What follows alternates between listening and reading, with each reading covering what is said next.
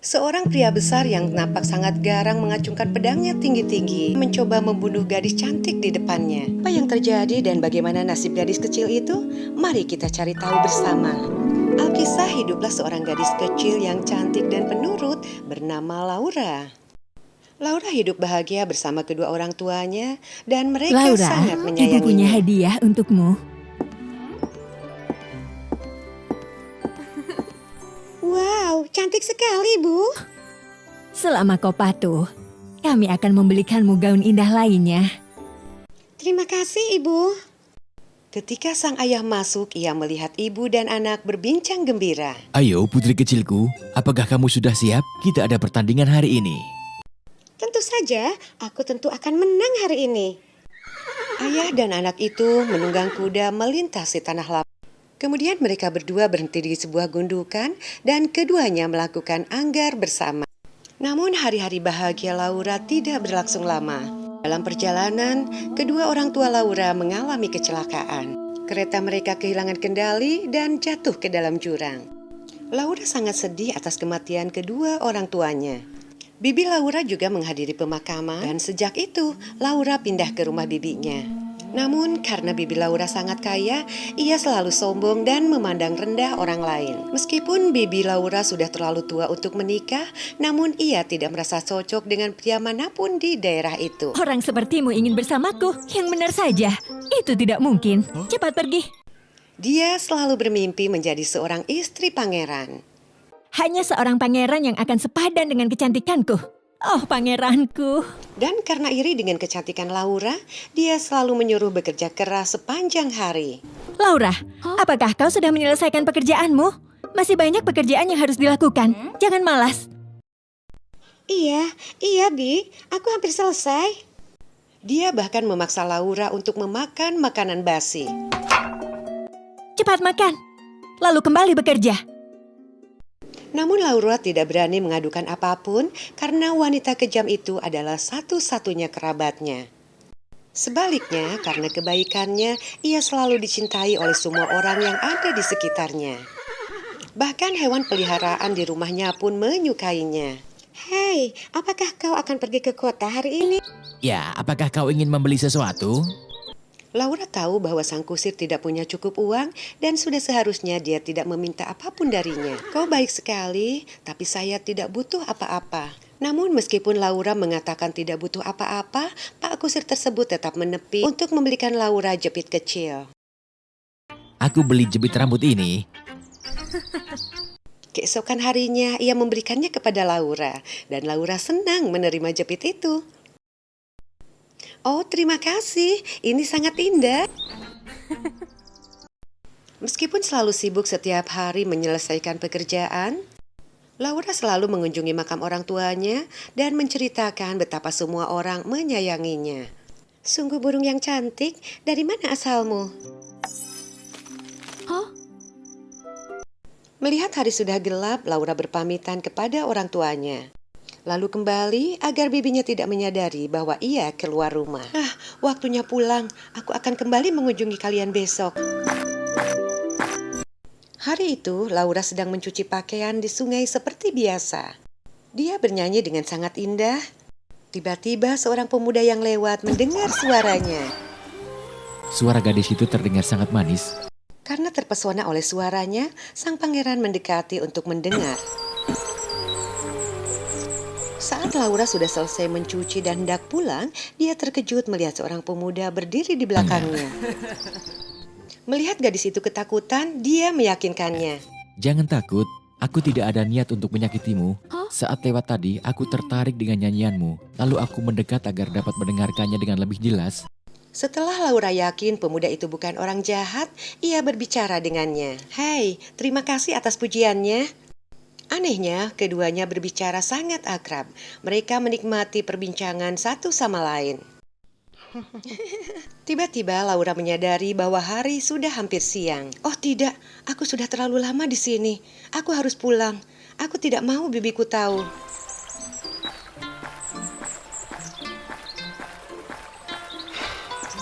Boleh aku bertanya siapa dirimu? Laura tidak menjawab secara langsung, tapi dia membalas, "Aku bukan nyonya atau pelayannya, Tebak siapa aku? Setelah mengatakan itu, Laura segera pergi meninggalkan pemuda yang berdiri di tepi sungai mengawasinya. Sejak hari itu, Laura tidak melihat pemuda itu lagi. Dengar, semuanya dengar. Semuanya, dengarkan pengumuman ini. Malam ini Raja akan mengadakan pesta dansa. Seluruh rakyat diundang. Kalian semua ambillah kesempatan untuk melihat pangeran di pesta malam ini. Betapa menyenangkan bila bisa datang ke pesta raja. Aku akan berusaha menyelesaikan pekerjaan rumah dengan cepat, lalu minta izin Bibi. Aku sudah menyelesaikan pekerjaan rumah. Apa Bibi mengizinkanku pergi ke pesta raja? Baiklah. Tak lama kemudian, sang bibi kembali dengan membawa sekeranjang biji hitam dan biji hijau. Segera sang bibi menumpahkan 2 keranjang biji di lantai. Setelah kau selesai menyortir biji hijau dan biji hitam ini, kau boleh pergi. Tapi jika kau belum selesai saat aku pulang, jangan pernah berpikir untuk makan. Laura melihat 2 keranjang biji itu dan berteriak keras. Tidak. Tiba-tiba burung putih yang ditemuinya beberapa hari lalu datang dan duduk di jendela. Berkicau seolah Laura mengangkat kepalanya, dia berdiri dan mendekati burung itu. Burung kecil, aku benar-benar ingin pergi ke pesta dansa. Tapi bibiku menyuruhku menyortir biji-bijian ini sebelum aku pergi. Saat aku selesai, pesta itu pasti sudah berakhir. Setelah mendengar itu, burung putih itu pun terbang menjauh. Tak lama kemudian, sekawanan burung putih terbang dan menuki ke bawah untuk membantu Laura menyortir biji. Segera 2 keranjang biji itu tersortir semua. Terima kasih banyak.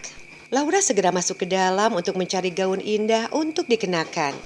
Tanpa diduga, para pelayan menghalanginya. Setelah berganti pakaian, Laura berlari hendak keluar rumah. Setelah itu, Laura tampil dengan gaun yang sangat cantik. Para pelayan membantunya mendapatkan yang lebih cantik. Agar tidak dikenali bibinya, para pelayan memberinya Pakai topeng. ini, agar kau tidak dikenali oleh bibimu. Terima kasih banyak. Saat Laura keluar rumah, kusir kereta sudah menunggu.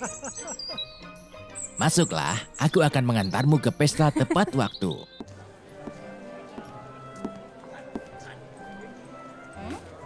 Ketika Laura memasuki ruang pesta, semua orang terpesona kecantikannya. Termasuk bibinya yang menatapnya dengan curiga.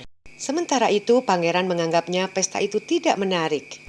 Sampai ia melihat Laura, tiba-tiba ia merasakan sesuatu yang akrab pada saat itu. Bolehkah aku berdansa denganmu? Laura pun tersadar pangeran adalah pemuda yang dia temui di sungai waktu itu.